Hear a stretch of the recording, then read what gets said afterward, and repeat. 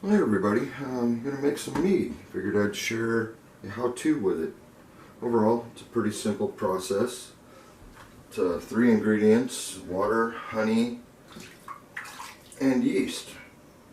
So right off the bat, I've had my honey sitting in warm water so it's easier to come out of the bottles.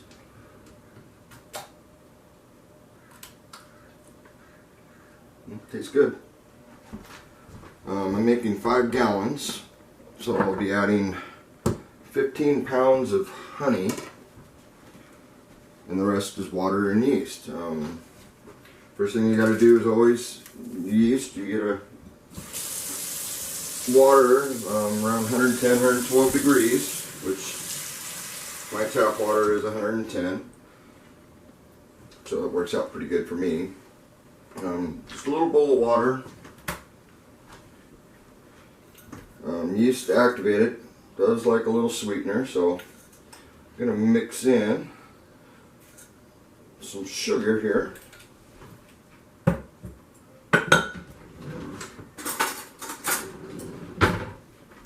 Get the yeast going. The whole process itself does not take very long. Just want to dissolve your sugar into your water pretty good. You can see the warmer honey does drain a little bit better. If it was cold, it wouldn't want to drain at all. So, let me get my knife out here. For 5 gallons, I like to use 2 packs of yeast. It just seems it works out better. You really don't need much. You can make this in any kind of container. I personally like these cheap plastic water bottles. Easy to clean, everything else. Alright, we got our yeast going. I'll set it over here. When it starts out, it takes a minute or two to get the yeast to activate. Just mix her up in there a little bit so all the yeast has got a little bit of sweetener and water to work with. Take that off and add another 5 pounds. I'm using this time a wildflower honey, which is good. This tastes good to me. Really sweet, like most honeys are. Once I get all the honey in, I'm going to start adding warm water. I like to keep everything at the temperature around 100 to 110 degrees. The yeast takes off a lot faster that way. One of the main things you're going to need is a bubbler, and you can get these really cheap. I just used a super ball, drilled a hole through it, fits through the hole, and there sits real nice and tight. If you don't have that, you can get party balloons and put these over the top, and all you got to do is poke a couple pinholes in it, and as the carbon monoxide comes out, it'll come out the pinholes, blows up the balloon, comes out of the pinholes, which works. I did that until I got some of these bubblers, and they work really well. It's just basically a filtering process to keep the water out, not the water out, the bugs out. The last thing you want is bugs in there. Oh, I do hate these little cat tabs. But the honey's good. Alright. Add another 5 pounds of honey, so that'll make 15 pounds of honey. Overall, the mixture is supposed to be about 1/3 honey and 2/3 water. Mead's kind of a nice thing because you can make it with any flavor you want. Personally, I really enjoy the honey flavor, so I make a lot of mine with just honey and water. And I just use the honey bottles for putting my water in the jug also. Depending on the container you got, you might need a funnel. Which I have a funnel here, which I'll use for pouring in the yeast. Alright. And the only other thing you really got to worry about is it's all got to be mixed pretty well. Personally, I use a stick, a little plastic on the end that I made, and it goes right into my drill. So once I get it about 3/4 of the way full, I'll start mixing it with the drill. And the yeast is looking like it's getting activated pretty quick.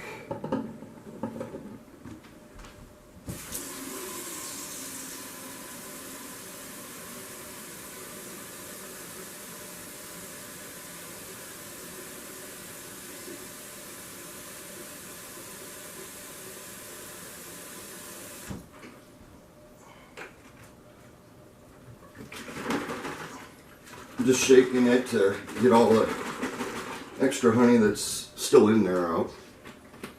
And then it's just a matter of trying not to spill it everywhere, which I'm usually pretty good at making a mess. That's why I got a towel into the bottle.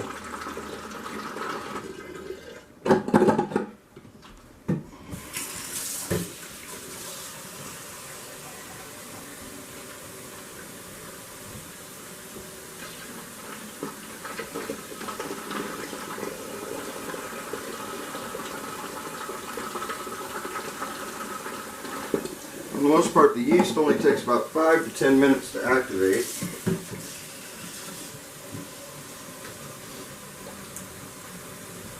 So by the time I get pretty much to that point, it'll be ready.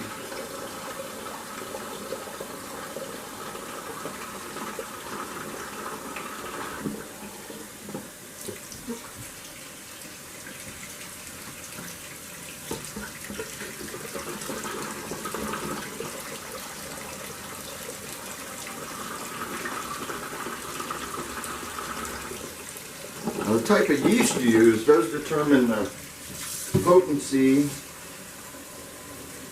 of the mead itself. I use a wine yeast, and I can get close to 12 to 14% out of this. If you use a bread yeast, you can get 6 to 8%, which really tastes good, I think. But this batch is for a friend, so I know he wants it a little more potent.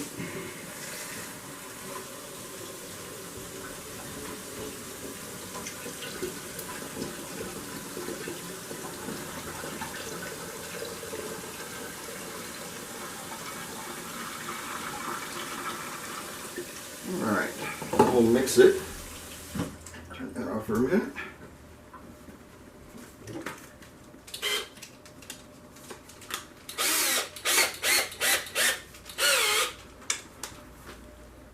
And the reason it flaps around so you can actually stick her in the jug. You can just mix it.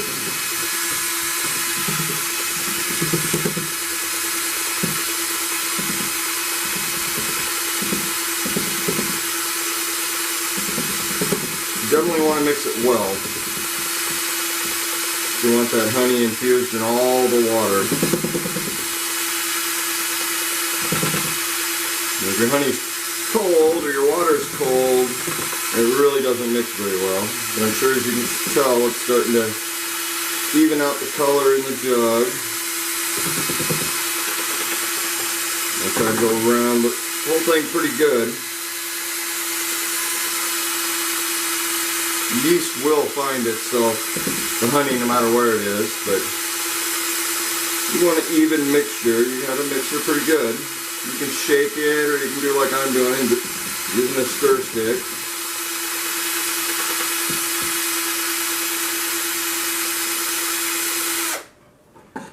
Alright.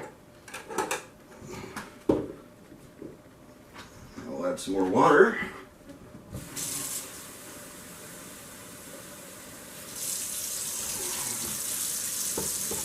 You do want to fill the jug almost all the way to the top. The less air in there, the better this will work out. Even though the air will get used up, pushed out. either way.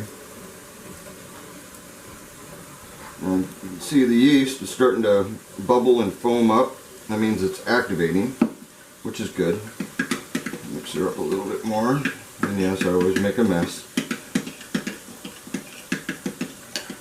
Of course, probably shouldn't be using my pocket knife for that, but oh well.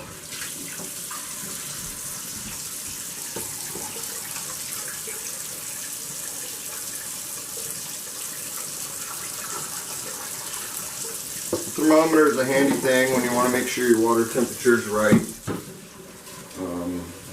I actually know exactly what my water temperature is coming out of the faucet, so I don't have to worry too much about that. Old Coke bottle for a funnel, and I'm just gonna pour the yeast in it. Should look good going in.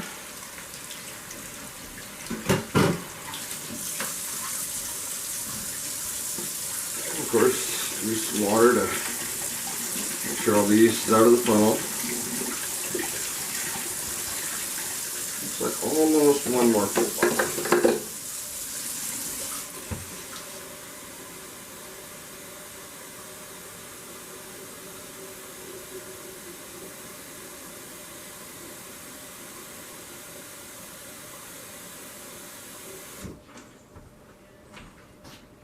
Alright.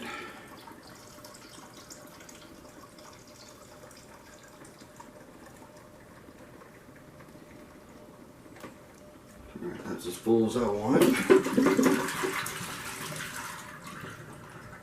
I'm going to give it one more quick mix, not a whole lot.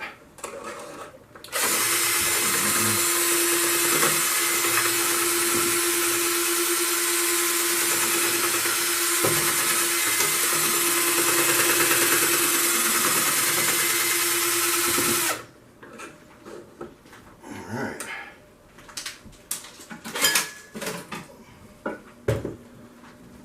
And usually I take it, hold it real good. You can see the color's pretty even on the jug.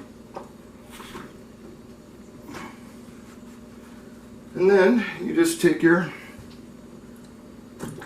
bubble filter here, which works really well at keeping the pugs out. I do like it. And balloon does work too, don't get me wrong.